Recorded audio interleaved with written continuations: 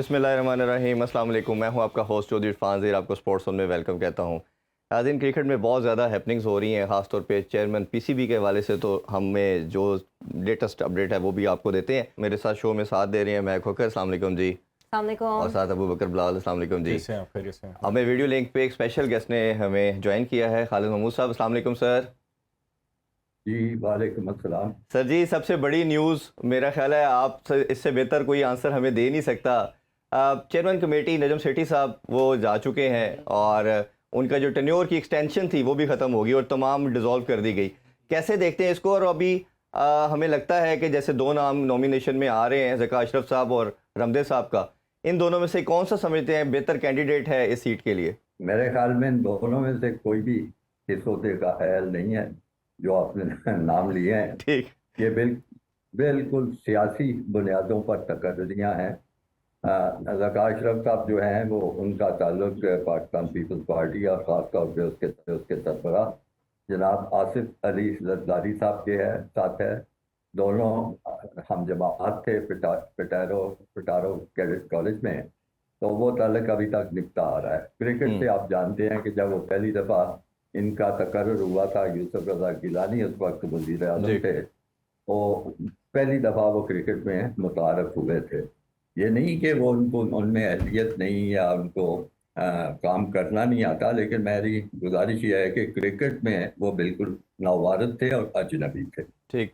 दूसरे साहब जिनका आप नाम ले रहे हैं रामदे साहब का, वो एक वकील हैं, लेकिन उनके तकर्रुर की भी वजह वो एक सियासी है, क्योंकि वो सुप्रीम कोर्ट के बड़े मशहूर जज जो थे उनके साहबजादे हैं, और ये जज जो थे उनका बड़ी ताल्लुक एक सियासी जमात से था और उसी की बुनियाद पे उनका तकर्रुर हुआ है। सर इसमें सोल्यूशन भी बता देना सर हमें साथ साथ कि ये क्या होना चाहिए। पॉलिटिकल सिस्टम तो चलता रहेगा, उधर हमारा प्राइम मिनिस्टर कोई अपना टेन्योर पूरा नहीं कर पाता, दूसरे एंड पे हम देख रहे हैं कि पैटर्न चीफ होने की वजह से वो नॉमिनेट करता है और वही मोस्ट लाइकली बनता भी है।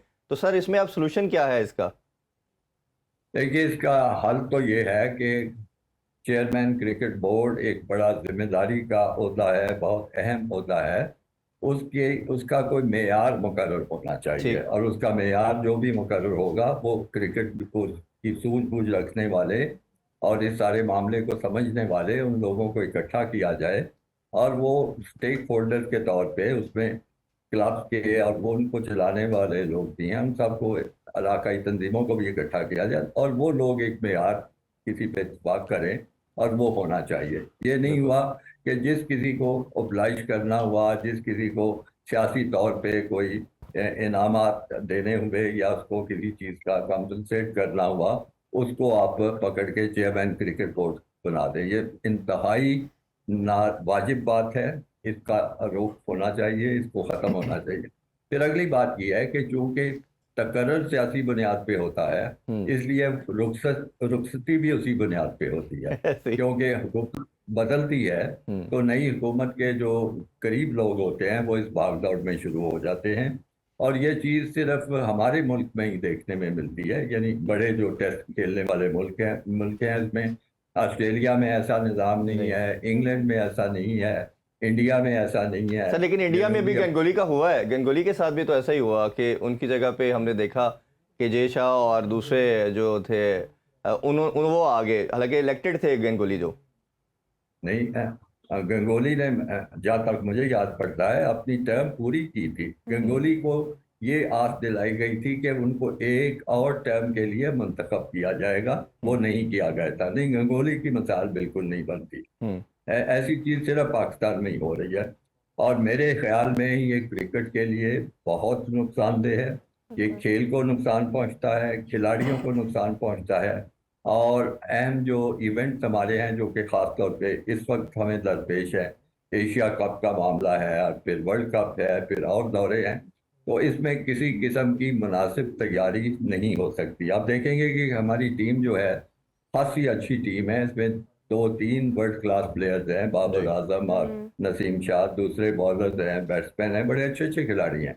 और हिंदुस्तान में प्लेइंग कंडीशंस ऐसी हैं कि इन लोगों को वहाँ खेलने में मुश्किल पेश नहीं आएगी। लेकिन इसके बावजूद कम अज़ कम मैं कोई ज़्यादा तवक्कुआत वाबस्ता नहीं कर रहा इस टीम से। वजह उसकी ये है कि जो माहौल हमारा बन चुका है। अब देखिए ना, वर्ल्ड कप सर पे है और हमें ये भी नहीं पता कि हमारी खिलाड़ी किधर है। कोई बाहर अमेरिका में जाके कोई कोर्स अटेंड कर रहा है, कोई अपनी छुट्टियां मना रहा है, कोई कहीं जा रहा है। इस वक्त तो उनको भरपूर तैयारी करते होना चाहिए था, लेकिन किसी को इस तरफ ध्यान नहीं है। अब ध्यान भी कैसे हो जब चेयरमैन बनने के लिए लोग मुर्गों की तरह लड़ाई कर रहे होंगे, तो फिर क्रिकेट का क्या है हशर होगा, आप खुद देख सकते हैं। अच्छा सर, आप मुझे बताएं कि जो नजम सेठी का टेन्योर था, छोटा टेन्योर था इस बार, आपको क्या लगता है कि वो आपकी क्या राय है उसकी तरफ, और जो उन्होंने एशिया कप के लिए स्टैंड लिया था कि जो एशिया कप अब हमें हाइब्रिड मॉडल मिल गया, 4 मैचेस हमारे पास आए हैं, जो प्रोग्रेस थोड़ी सी स्टेप बाय स्टेप हमने देखी है, तो उसके बारे में आप क्या कहना चाहेंगे? देखिए, उसके बारे में मैं इतना बोल चुका हूँ, आपने शायद उधर तवज्जो नहीं दी। मैंने पहले दिन से नजम सेठी साहब की ये जो पेशकशें थी मुख्तलिफ, 2-3 आपको याद होगा कि उन्होंने 2-3 अपनी बदली थी पोजीशन। पहले उन्होंने कहा कि हमारे यहाँ एशिया कप होना चाहिए, हिंदुस्तान ने कहा कि वो नहीं खेलने आएंगे। फिर इस पर उन्होंने कहा कि अच्छा, हिंदुस्तान के मैच जो है वो पाकिस्तान से बाहर हम करवा देंगे, उन्होंने उसको नहीं कबूल किया। बिल्कुल। फिर उसके बाद वो फाइनली इस बात पे आए कि अच्छा, 4 मैच हमारी तरफ इब्तदाई खेल लो, बाकी जो है वो यूएई में, अमारात में खेल लो। हिंदुस्तान ने उसको जुजवी तौर पर कबूल किया है कि 4 आपको मैच दे देते हैं और बाकी यूएई में नहीं खेलेंगे, वो श्रीलंका पे खेले जाएंगे। मतलब जिस तरह उन्होंने चाहा उस तरह किया है। तो बात ये है कि जब आप मौक़िफ़ से हटते हैं, जी। जब आप झुकना शुरू करते हैं, जब आप शिकस्त कबूल करना शुरू कर देते हैं, तो फिर दुश्मन, और ख़ास तौर पे जो ताकतवर दुश्मन है हिंदुस्तान जैसा, वो तो आपको ज़रा भी स्पेस नहीं देगा। वो ज़्यादा से ज़्यादा आपसे वसूली करने की कोशिश करेगा। तो मेरा शुरू से मौक़िफ़ था, मेरे इंटरव्यूज़ मौजूद होंगे, जी। आप किसी चैनल से वो निकलवा के देख सकते हैं। मैंने कहा था ये ऐसे हरगिज़ नहीं होना चाहिए, पाकिस्तान को अपने असूली मौक़िफ़ से नहीं हटना चाहिए। सिर्फ ये करना चाहिए, एशिया कप का शेड्यूल जारी करें। हिंदुस्तान अगर कहते हैं हम नहीं खेलेंगे, तो शेड्यूल में तरमीम करके बाकी के मैचेस करवा लें। क्या फ़र्क पड़ता है, अगर अच्छा सर, हिंदुस्तान ना खेलेगा इसमें तो कमेटी की अगर बात करें, नजम सेठी और कमेटी का जो मेन टास्क दिया गया था वो था कॉन्स्टिट्यूशन की रिवाइवल, डिपार्टमेंट की रेस्टोरेशन और जो रीजन थे उनके इलेक्शंस। कैसे देखते हैं ये 3 जो मेजर टास्क दिए गए थे, क्या वो फुलफिल कर पाए हैं?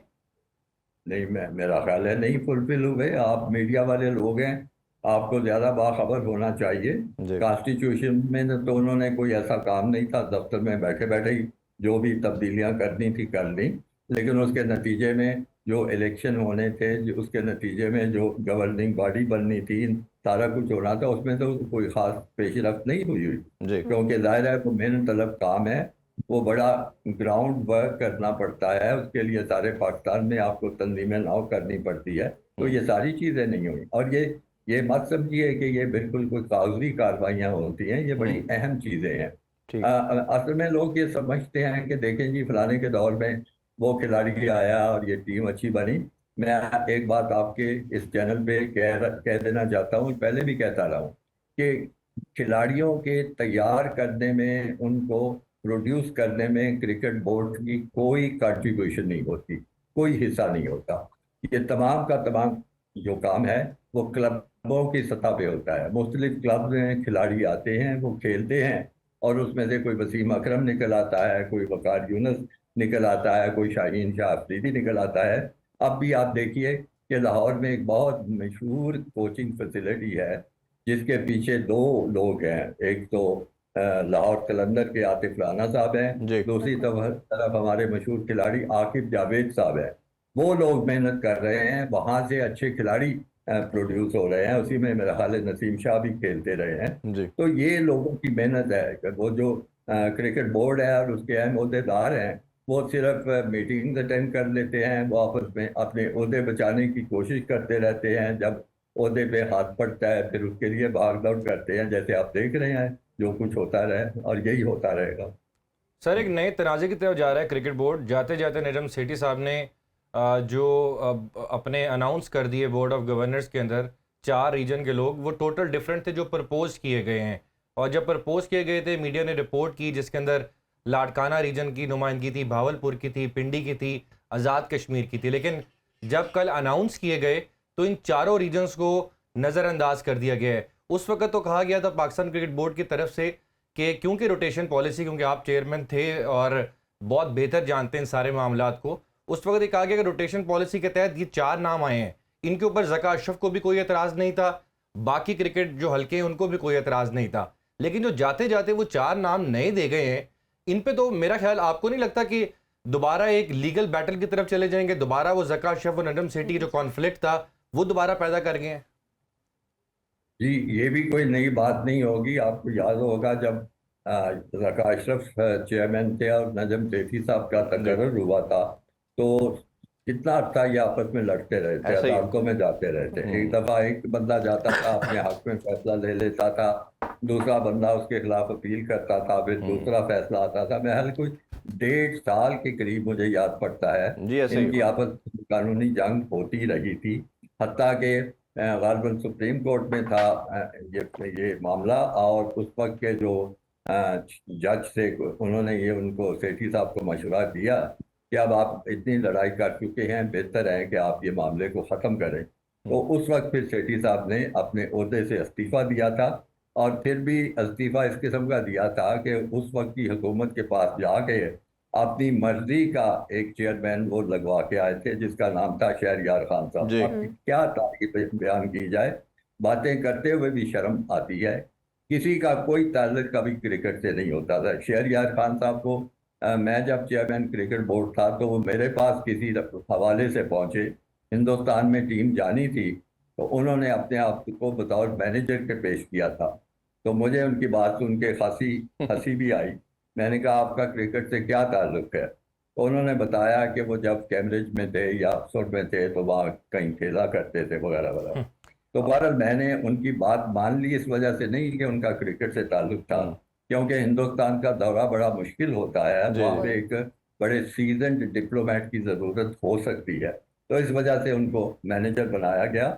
वो दौरा खुशकिस्मती से बहुत कामयाब हुआ, और वो वाकई सीजन डिप्लोमेट साबित हुए कि वापस आके उन्होंने उस वक्त के वज़ीर आज़म से मुलाकात की, और जो कुछ भी टीम ने अच्छी कारकर्दगी दिखाई थी उस तमाम का क्रेडिट उन्होंने अपने खाते में डाल लिया, और इस तरह उन्होंने फिर अपने आप सर को उनके बाद भी में उनके भी बड़ा अरसा टसल चलती रही, सेठी साहब की और शहरयार साहब की भी, ये भी एक प्रॉब्लम रहा। लास्ट क्वेश्चन आपसे मैं जानना चाहूंगा। नहीं, कोई टसल नहीं, कोई साथ नहीं नहीं। टसल चलती रही है। आपको ऐसी गलतफहमी है, दोनों अंदर से बिल्कुल लेकिन वो इकट्ठे थे और अपेरेंटली तो काफी भागते दोनों थे। कोशिश करते रहे कि चेयरमैन बने। जी। अच्छा सर, लास्टली क्वेश्चन ये जानना चाहेंगे, ये वर्ल्ड कप के ऊपर कितना इफेक्ट कर सकता है ये चीज़ कि जब आपका कैप्टन अभी कुछ दिन पहले अनाउंस किया गया हो और टीम को मालूम नहीं है कि हमने जाना या नहीं जाना, तो उसको कैसे देखते हैं?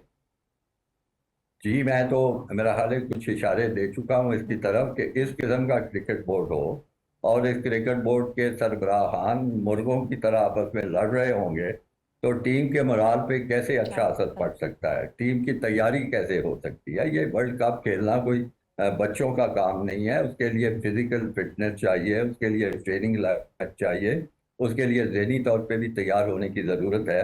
तो ये तो इस किस्म की बात कोई नहीं है। और जैसे आप खिलाड़ी जो है, मसलन मैं आपको मिसाल देता हूँ कि क्लास में उस्ताद आए और दूसरा उस्ताद भी आ जाए, दोनों आपस में लड़ने लगे, उसने कहे कि मैंने पढ़ाना है, दूसरा कहे मैंने पढ़ाना है, तो बच्चे जो हैं वो उनकी लड़ाई में दिलचस्पी लेंगे कि वो अपनी पढ़ाई में दिलचस्पी लेंगे। बिल्कुल तो ठीक। यही बिल्कुल। सूरत हाल हमारी पाकिस्तान की टीम के साथ होगी। सर बहुत बहुत शुक्रिया आपके टाइम का, इंशाल्लाह फ्यूचर में आपको दोबारा ज़हमत देंगे। अभी एक छोटा सा ब्रेक लेते हैं जी, ब्रेक से आके डिफरेंट मैटर जो एशेज़ के हवाले से ज़बरदस्त मैच कल हुआ उस पर बात करते हैं। Don't go anywhere, stay with us.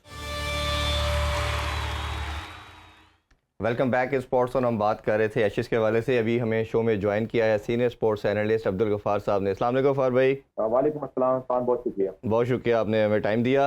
Ghaffar भाई, बिफोर वी प्रोसीड, सबसे पहले एशेज़ के हवाले से बात करेंगे। एशेज़ जैसे रनाउंड है कि क्रिकेट अगर देखनी हो तो टेस्ट क्रिकेट देखें, और टेस्ट क्रिकेट भी इंग्लैंड और ऑस्ट्रेलिया की हो तो फिर क्या ही बात है। कैसे देखा आपने मैच को? बिल्कुल ऐसे लगता था कभी वो डोमिनेट कर रहे हैं, कभी ऑस्ट्रेलिया कम बैक कर रहा है, but most of the part हमें लगा कि इंग्लैंड ने डोमिनेट किया। क्या रीज़न लगी? कोई कैचेस को ड्रॉप करना रीज़न समझते हैं, या ऑस्ट्रेलिया ने जो माइंडसेट था अपना अटैक का वो कंटिन्यू रखा और वो मैच जीत गए? इरफान, मुझे लगता है कि ये जो एशेज है 2023, ये शायद हमें रिसेंट टाइम्स की सबसे कम्पैटिटिव और बड़ी हार्ड फॉल्ट किस्म की 2005 की ऐसी की तरह दिखाई देगी। और ये एक्सपेक्टेड था कि ये ना सिर्फ पहला टेस्ट बल्कि मेरी ये राय है कि तमाम के तमाम टेस्ट मैचेस इसी तरह अब बहुत ज्यादा क्लोज होंगे और बहुत ज्यादा जो है ना 50-50 मुकाबला चलेगा और आखिर में कोई एक टीम अचानक से मैच जीत गई। कल इंग्लैंड के पास हर चीज कंट्रोल में थी अनलेस कि वो आखिरी विकेट जो है वो विकेट की शराकत से बेन स्टोक्स और नेशनल लाइन की पार्टनरशिप को नहीं तोड़ सके। लेकिन सबसे बेस्ट चीज जो आपने इरफान कहा शुरू में वही है, ये टेस्ट क्रिकेट की सबसे बेस्ट एडवर्टाइजमेंट है। मुझे लगता है कि ऐसे अगर ना हो तो शायद मौजूदा हालात में जहाँ T20 लीग और इंटरनेशनल क्रिकेट में इस पर ओडीआई का जो है वो एक डोमिनेशन है, स्पेशली T20 और फिर लीग का, शायद जो टेस्ट क्रिकेट की पॉपुलैरिटी को जो है बरकरार रखना मुश्किल हो जाता है। लेकिन ये एशेज ही है, ये इंग्लैंड ऑस्ट्रेलिया की जो राइवलरी है, इसने टेस्ट क्रिकेट को जो है वो इंटैक्ट रखा हुआ है, उसको जिंदा रखा हुआ है। और ये जो कल टेस्ट मैच हुआ, ये उन्हीं टेस्ट मैचेस में से एक है जो हर साल हमें चाहिए, इस टेस्ट क्रिकेट को चाहिए इसमें, ताकि एक रूह जो है वो मौजूद रहे। और कल तो जैसे आपने कहा, मेरे ख्याल में इंग्लैंड ने बहुत अच्छी परफॉर्मेंस की, लेकिन एक डिपार्टमेंट जहां मुझे थोड़ा सा इंग्लैंड के अंदर प्रॉब्लम नजर आ रहा है वो है स्पिन डिपार्टमेंट, क्योंकि नेथन लायन जिस तरह के स्पिनर है, 400 प्लस उनकी विकेटें हैं, bulk of experience, regular member है और शायद दुनिया के बेहतरीन टेस्ट स्पिनर्स में से एक है। दूसरी जानिब इंग्लैंड के पास ऑप्शन जो है महदूद है, उनको मोइन अली को लाना पड़ा, उसको इंजरी हो गई, कुछ प्रॉब्लम हो गई। तो मुझे लगता है जहाँ ये बड़ी हार्ड फॉट सीरीज होगी, जहां जहां मुकाबला चौथे पांचवें दिन जाएगा और स्पेशली अगर ऑस्ट्रेलिया की बॉलिंग होगी पांचवें दिन, तो नेशनल लाइन कोई से भी एब्सोल्युटली की।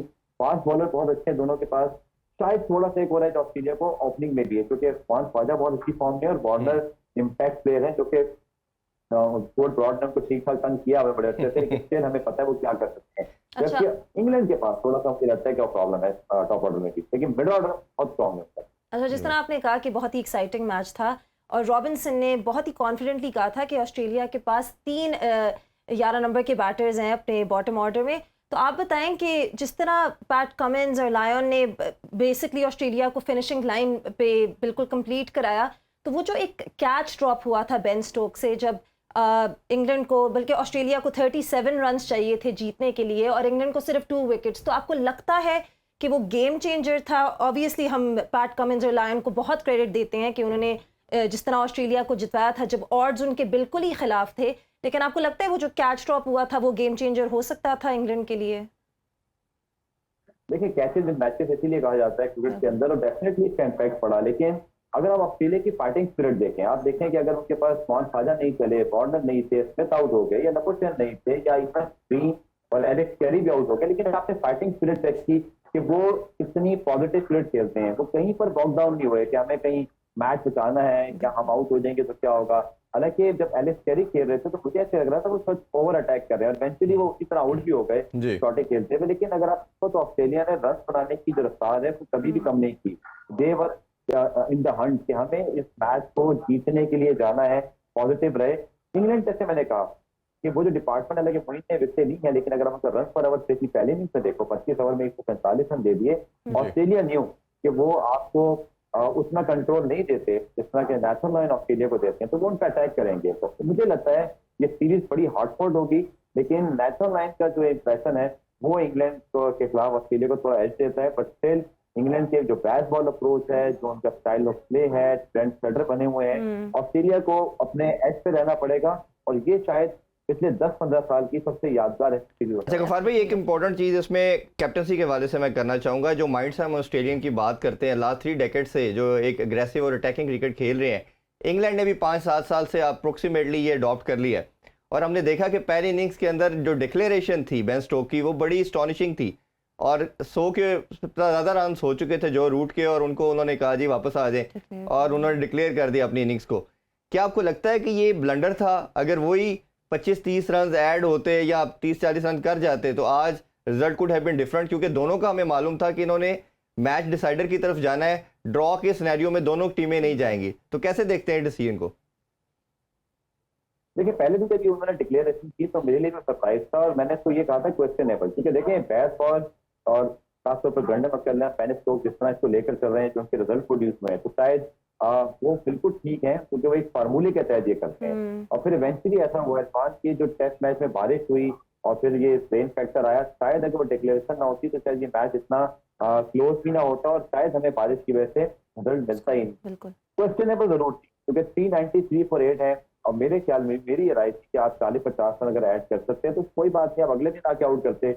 लेकिन यही है पैस बॉल कि वो कर रहे हैं जो हम और आप सोचते नहीं है, या क्योंकि हमने वो क्रिकेट होते हुए देखी नहीं है।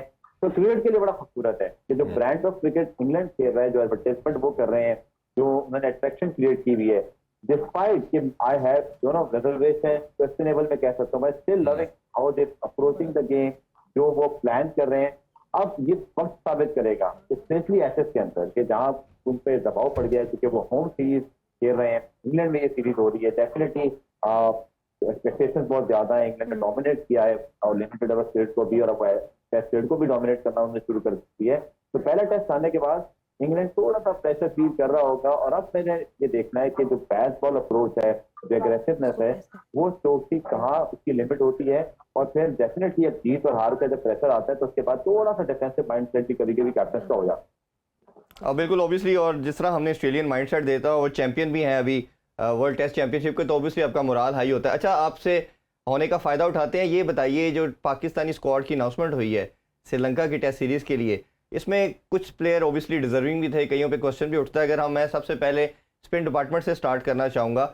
साजिद खान पे हमने 2 साल इन्वेस्टमेंट की और हमने कहा कि हमारे डोमेस्टिक का सबसे अच्छा बॉलर है, उसने आउट भी करके दिए, हमें 1-2 सीरीज़ भी जितवाई, बट अभी हमें वो कई सर्किट में नज़र नहीं आ रहा। इसी तरह यासर शाह जो है उसने हमें 7-8 साल में बड़ी फतूहात दी सईद अजमल के बाद, बट अभी वो भी कहीं नज़र नहीं आ रहा। लास्ट टाइम उन्होंने बड़ी अच्छे आउट भी किए थे श्रीलंका में।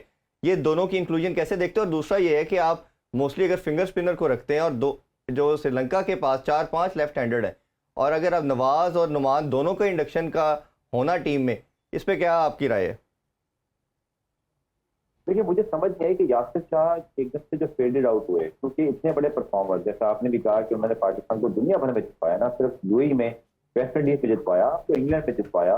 और मुझे समझ नहीं आई कि हमने उनका केस कैसे हैंडल किया। I think Yasir deserve more respect कि आप उनको मौका जरूर देते हैं। मुझे अभी तक हैरानगी है कि पाकिस्तान ने जो प्रीवियस 3 होम सीरीज खेली अगेंस्ट इंग्लैंड, ऑस्ट्रेलिया, न्यूजीलैंड, हमने उनको कभी शामिल ही नहीं किया, ना वो प्लान्स में थे, ना वो डिस्कस हुए, और इवेंचुअली हमने उनको बिल्कुल साइडलाइन कर दिया।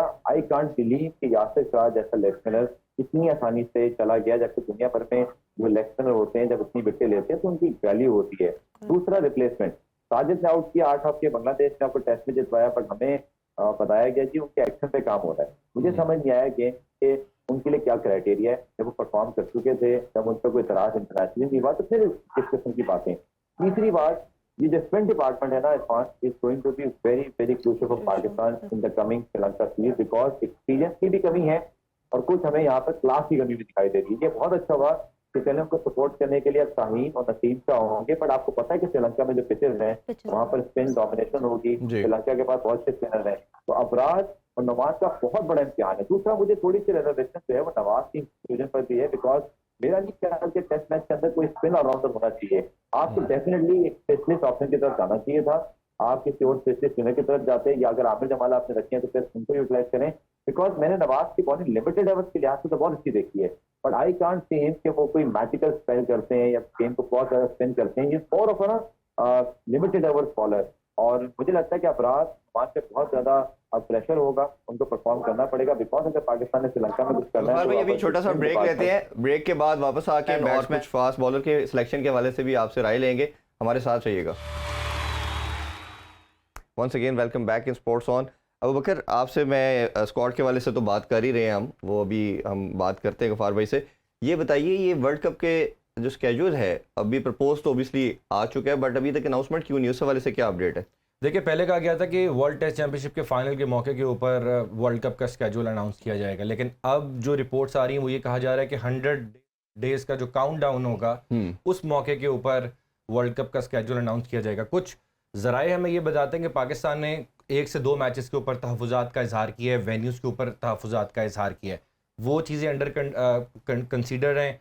उसके अलावा पाकिस्तान चाहता है कि जो मैच है अगेंस्ट अफ़गानिस्तान वो चेन्नई की बजाय बेंगलोर में खेले, और जो बेंगलोर वाला मैच है वो ऑस्ट्रेलिया के साथ स्वैप कर दिया जाए। तो ये पाकिस्तान ने कुछ सिफारिशात रखी हैं जिसकी वजह से ये डिले हो रहा है। पाकिस्तान के जो एनालिस्ट है हसन चीमा, उनको ये टास्क सौंपा गया था जो साबिक हो चुकी है मैनेजमेंट उनकी तरफ से, कि आप तमाम वेन्यूज़ को देखें, एनालाइज करें और बताएं कि पाकिस्तान की स्ट्रेंथ किस वेन्यू पे ज़्यादा बने, क्योंकि आपको पता है कि 9 वेन्यूज के ऊपर मैचेस खेलने हैं और डिफरेंट कंडीशंस हैं, सिमिलर कहीं ना कहीं होंगी लेकिन बहुत सारी और प्लस उन्होंने कहा कि एशियन की बजाय हमें फॉरेन कंट्रीज ऐसे दें जो दूसरी साइड हमें प्रैक्टिस मिल सके।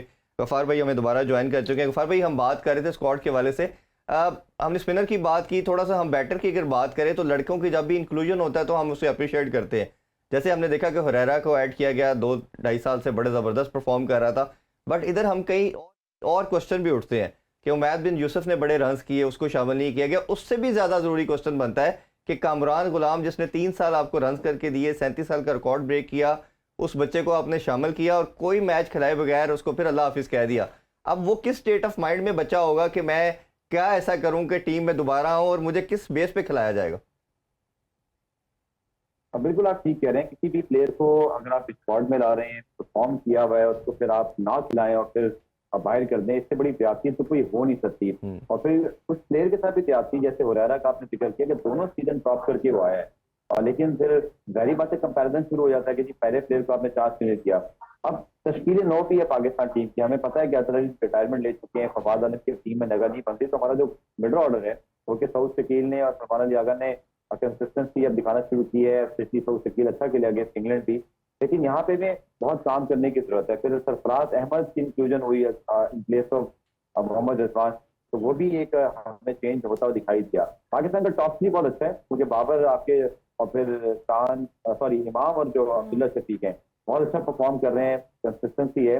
लेकिन एक मिडल ऑर्डर के ऊपर ना भी एक क्वेश्चन मार्क है, और हमें एक किसी प्लेयर को जो है ना मार्क करना पड़ेगा। जैसे अजहर अली को इस जमाने अपने मार्क किया, आसिफ शफीक को मार्क किया, तो फिर लंबा खेले, 70-27 भी एक साथ खेले ये लोग। आसिफ शफीक अनफॉर्चुनेट है कि वो उस तरह से उसको यूटिलाइज नहीं कर सके, जबकि अजहर अली ने 12 रन किए और आखिर में एक कहते ना 1-2 सीरीज की खराब कर दी, तो बाहर हो गए और फिर रिटायरमेंट ले ली उन्होंने। लेकिन मेरा ये ख्याल है कि पाकिस्तान को मार्क आउट करना पड़ेगा कि आपका बेस्ट ऑप्शन कौन है। उससे पहले आई थिंक इरफान, मेरे ख्याल में जो सबसे इंपॉर्टेंट चीज है कि आपके अपने क्रिकेट बोर्ड में स्टेबिलिटी तो आए। अगर आपके यहाँ चेयरमैन इस तरह तब्दील होंगे, इस तरह आपके पास ओवरनाइट तब्दीलियां होंगी, इसका असर आप देखिएगा कि टीम मैनेजमेंट और सिलेक्शन तक भी पहुंच सकता है। जब वो लोग ही तब्दील हो जाएंगे जिन्होंने फैसले करने हैं, तो वही चलेगा। consistency कैसे ये होगी? बता दें गफार कि अब इनके ऊपर क्या होगा, जो कि कोचिंग स्टाफ बैठाया गया, मिकी आर्थर को हेड ऑफ क्रिकेट लेकर आया, नई जो मैनेजमेंट आ रही है उसका क्या असर होगा इस मैनेजमेंट के ऊपर? देखिए श्योरली जिस अंदाज से मिकी आर्थर की अपॉइंटमेंट हुई है, कंट्रोवर्शियल है। आप इस पे तहफ्फुज़ात के आधार करते हैं कि एक शख्स पाकिस्तान में मौजूद ही नहीं है, how can be is the director and the boss of the team. वो डर्बी शायद को देखेंगे, वो पाकिस्तान टीम को देखेंगे, एशिया कप के मैच है जी वो सुबह आएंगे और रात को चले जाएंगे, तो बाकी एशिया कप की कोई वैल्यू नहीं है। आई एम नॉट सेइंग कि मिकी आर्थर के पास एक्सपीरियंस नहीं है, बट प्रायोरिटीज क्या है उनकी। ये जो उनकी अपॉइंटमेंट की, ये पहले भी क्वेश्चनेबल थी, और आप देखिएगा कि जब ये तब्दीली जो अब डेफिनेटली हुई गई है, फिर रस्मी कार्रवाई रहेगी जब तक साहब ने आके चेयरमैन पीसीबी का ऑर्डर संभाल लेना है। मुझे कम अज कम 100% सिलेक्शन कमेटी और मिकी आर्थर के ऊपर तो तब्दीली के आसार कन्फर्म दिखाई देते हैं। शायद ग्रांट ब्रैडबर्न और जो कोचिंग स्टाफ है, क्योंकि श्रीलंका टूर सर पर है और उनको जाके वहां पे खेलना है, परफॉर्मेंस भी इवेल्युएट हो जाएगी। बट उसके बाद एशिया कप में आपकी टीम मैनेजमेंट कौन होगी, या हम हतमी तौर पर नहीं कह सकते, क्योंकि जब आपके यहाँ तब्दीली होती है आपके यहाँ फिर सब कुछ तब्दील होता है। लेकिन ये भी हमें देखना पड़ेगा, सिलेक्शन कमेटी तो खत्म हो ही चुकी है समहाउ। हारून रशीद साहब तो मेंबर थे, वो तो जा चुके हैं। जी मैं आप मुझे बताएं, हम बात करें बॉलर्स की, फिर से बात करते हैं। आप स्पिन बॉलर्स की का जो कह रहे थे, जो उनकी अहमियत है श्रीलंका की पिचेस पे, क्योंकि हमें पता है कि जो श्रीलंका की पिचेस हैं वो स्पिन बॉलिंग को कितना सपोर्ट करती हैं। तो आपने अबरार अहमद की बात की, हमने उनका पोटेंशियल देखा है, उनका टैलेंट देखा है, लेकिन आपने कहा वो एक्सपीरियंस लैक करते हैं। तो आपको लगता है जो इनका इम्तहान होगा इस टेस्ट सीरीज़ में, कि अगर वो मेंटली अपने आप को हैंडल कर सकेंगे, आपको लगता है कि सिलेक्शन कमेटी जो है वो फिर इस चीज़ को क्वेश्चन करेगी, अपने डिसीजन को क्वेश्चन करेगी कि शायद श्रीलंका के अगेंस्ट उनको ज़्यादा एक्सपीरियंस स्पिन बॉलर्स को रखना चाहिए था? और फास्ट पेस बॉलिंग की बात करें तो शाहीन शाह अफरीदी वापस आ रहे हैं टीम में 1 साल बाद, और वो कह रहे हैं कि वो बहुत एक्साइटेड हैं। लेकिन अगर आप लॉन्ग टर्म देखें तो उनकी इंजरी अगर अभी तक पूरी तरह हील नहीं हुई, तो आपको लगता है कि ये अच्छा डिसीजन है कि आप उन कंडीशंस में उनको इस तरह खिला रहे हैं? और आपको लगता है कि वर्ल्ड कप से पहले ये एक काफ़ी बड़ा रिस्क है जो वो ले रहे हैं? देखिए, पहले आपने स्पिन डिपार्टमेंट की बात की, तो अबराज ने अच्छा डेब्यू किया, डोमेस्टिक परफॉर्म करके आए, लेकिन रिलेटिवली उनका एक्सपीरियंस इतना ज्यादा नहीं है जो शायद एक पाकिस्तान टीम के लेवल पर आपको रिक्वायर्ड है जब आप उतर रहे हो टेस्ट मैच में।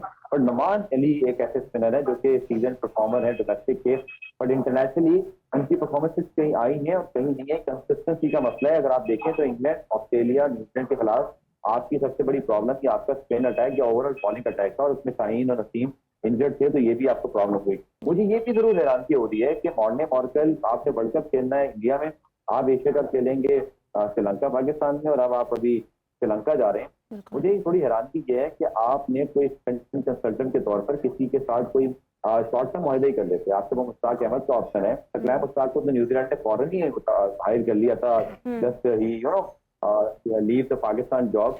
तो हमें गफ्फार भाई लास्ट नोट पे बता दीजिएगा प्लीज, क्लोजिंग का टाइम है। ये बताइएगा शहीन शाह के लिए, जैसे इन्होंने पूछा कि कितना डेंजरस हो सकता है, उन्होंने खुद ही कहा कि मैंने खेलना है, पीसीबी ने तो रेस्ट का बोला था उन्हें। देखें, अगर वो चाहते हैं कि उनको एक बड़े टेस्ट बॉलर या एक बड़े क्रिकेटर के तौर पे जो है वो माना जाए, लिमिटेड ओवर्स के बहुत बड़े परफॉर्मर हैं, बट उनको Pat Cummins, James Anderson, Broad की तरह या मिचेल स्टार्क की तरह टेस्ट मैचेस में परफॉर्म बड़ा करना होगा। उनकी अब आहिस्ता आहिस्ता परफॉर्मेंस अच्छी आ रही है, लेकिन पाकिस्तान नीड है, क्योंकि अगर आप पाकिस्तान की परफॉर्मेंस देखें टेस्ट मैचेस में तो हम बहुत स्ट्रगल कर रहे हैं। We need Shaheen and Naseem to fire in Sri Lanka as well, because अगर हमें मैचेस जीतने हैं तो हमारी बॉलिंग को जो है वो जी बिल्कुल ठीक। जी गफ्फार भाई बहुत शुक्रिया आपके टाइम का, इंशाल्लाह फ्यूचर में दोबारा इस करेंगे। आप दोनों का भी बहुत शुक्रिया। अभी आपसे इजाजत चाहते हैं जी, इंशाल्लाह कल दोबारा आपसे मुलाकात होगी। अपना ख्याल रखें। अल्लाह हाफिज। पाकिस्तान जिंदाबाद।